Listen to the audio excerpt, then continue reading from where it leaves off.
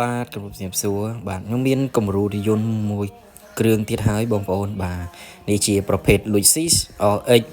400H ឆ្នាំ2007ពាក់កណ្ដាល Full ប៉ុង2បាទឡានប៉ុងស្តង់ដាបាទហើយចំពោះរថយន្តមួយគ្រឿងនេះដែរបាទបើនិយាយទឹកថ្នាំខាងក្រៅគឺស៊ីនមួយជុំទាំងកាងបាទនេះមកគ្រឿងនេះគឺអែមបាទទស្សនាមកជុំហ្នឹងទៅបាទហើយចំពោះផ្លាកលេខគឺផ្លាកលេខម្ចាស់ដើមអត់កាត់ឈ្មោះអត់អីទេគឺលេខស៊ីនបាទហើយនេះជារូបស្លឹកមួយស្លឹកដែលបងអូនថតផ្ដិតផ្ទាល់បាទតែអធិស្ឋានដោយសារឡានមេឃរលឹមបាទឡាននេះស្អាតហើយតែមេឃរលឹមជីមកថតវាឃើញប្រឡាក់បាទហើយចំពោះទឹកថ្នាំធានាជូនបាទថាទឹកថ្នាំនៅស៊ីនមកជុំទាំងកាងបាទបងប្អូនហើយចំពោះឆ្វេងស្ដាំមុខក្រោយអត់មានបុកប៉ះទេបាទនេះខាងក្នុងបាទខាងក្នុងគឺបង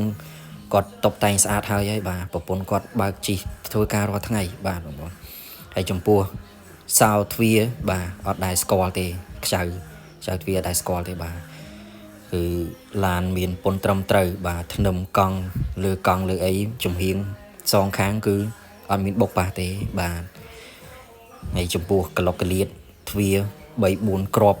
ទាំងទ្វារមុខក្រោយទាំងដបូលបាទគឺអត់មានដែរស្គាល់សោទេបាទធ្នឹមក្រោយនេះបាទធ្នឹមក្រោយគឺបងមើលភ្លីទៅបាទភ្លីស៊ីនបាទអត់មានភ្លីបុកប៉ះទេបាទខ្ញុំធានាជូនបាទនេះកន្លែងប្រអប់សាំងបាទមានផ្នែកមានកែងត្រឹមត្រូវបាទដបូលក្រោយក៏ដែរស្គាល់សោដែរបាទដូចខ្ញុំនិយាយមកអញ្ចឹងបាទអត់ដែរស្គាល់សោទេសូម្បីតែបន្តិចបាទហើយសម្រាប់ធ្នឹម